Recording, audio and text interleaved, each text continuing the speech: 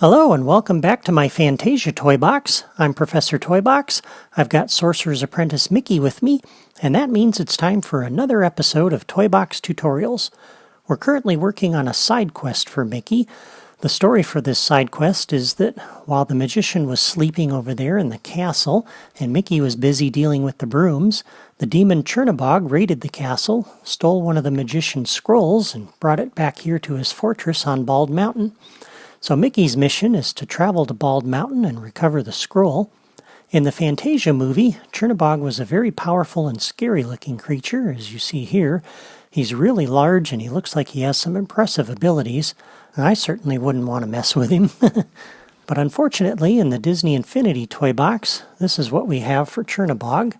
He's just this little short townsperson in a Chernabog costume who frankly doesn't look very dangerous. So we're going to need some help making him look like he's a more threatening opponent. And that brings us to our topic for today's lesson, the effects generator. You'll find that down in the Creativi-toys drawer here. And the effects generator allows you to create special effects during a game. And you connect other toys to it.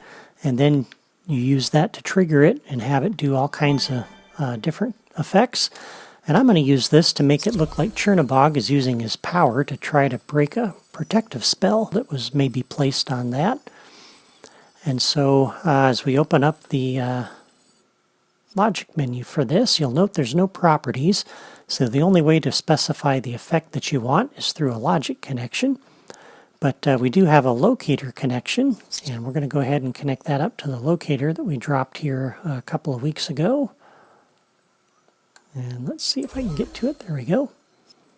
And so that'll be the location where the effect occurs. And we can come back down here to the logic menu for this. And you can also specify an actor connection. So you can have the special effect occur over a townsperson or an enemy. And then we have logic connections. And this has one trigger signal that it broadcasts triggered. And that happens when you invoke this toy to do a special effect. You can then connect this trigger signal up to other things and have those other toys do things when the special effect starts.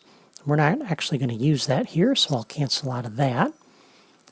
So in order to get this toy to do something, it has to be invoked by another toy. And so we're going to come over to our mission giver here in the Magician's Castle. And if we come over here to the text displayer, I'm going to use that so that on the text displayer, a new logic connection, when the text proposal is accepted and we agree to help the guard solve this problem, we'll come back over here to our effects generator. And we have three options initially. You can have it play this special effect one time, or you can have it play the effect in a looped fashion. And if you do that, then the only way to stop it from doing the special effect is with another logic connection connected to this to stop looping the effects. And so I'm going to play this looped. And there's all kinds of different things you have here. You have a spark burst and a spinning star. You've got a category full of different kinds of explosions, lots of different kinds of flashes, different kinds of bursts, different kinds of fire effects, water splashes and bubbles, all kinds of stuff. I'm going to use an electric effect here, and we're going to use a lightning strike. And this isn't going to completely give me what I need, but in order to test this and see what it looks like, we're going to come up here to our mission giver. And what I want is an effect that looks like it's continuously happening on that scroll. So if we come out over here to our mission giver and we accept his mission, you'll notice it does loop. There is a delay, though, between blasts, and so that's not quite what I'm looking for, but I like the effect. Number one, that tells me where I need to go. I don't have a radar marker set over there, and even if I did, what's interesting is the blue arrows for the radar marker, unlike the yellow arrows, don't show up on the radar in the lower left corner until you get a lot closer to where it is. And so that effect actually is great because that helps tell me, hey, there's something happening over there, and that's where I need to go. So I like that, but that's not quite enough. As I said, I want something continuously happening there.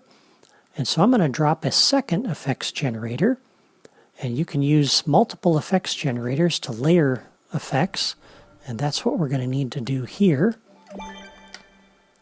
And so I'm going to connect this effects generator up to the same locator, and what's interesting is it does cause the screen to blast when the effect hits.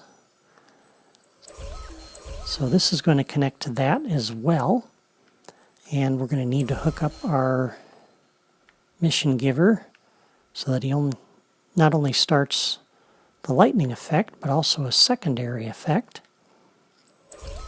So on the text displayer, we'll do a new logic connection when the text proposal is accepted. I'm going to come over here to my second effects generator.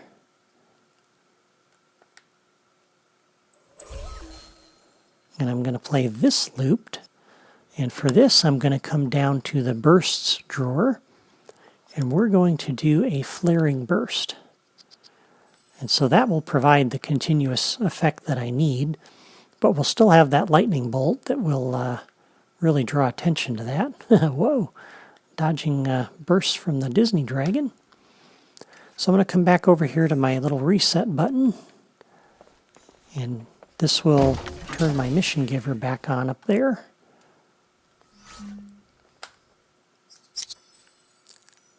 And I could have had it turn off that lightning effect too, but that's all right.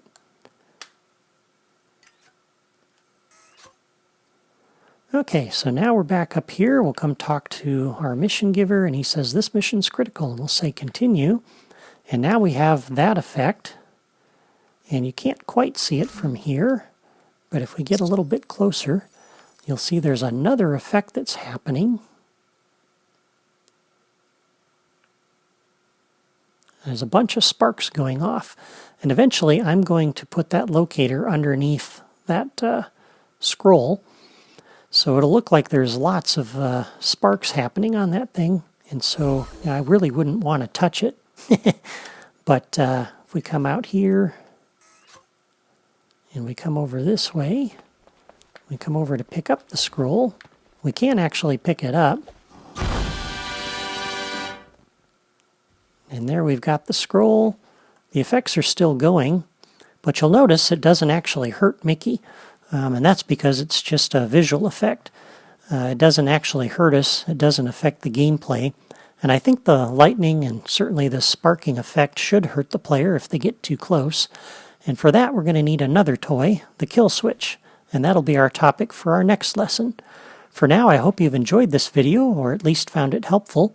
Be sure to sign up on my blog or subscribe to my channel if you haven't already done that, so you don't miss the next episode in this series, or any of my other Disney Infinity projects. Thank you for watching, and I'll see you next time.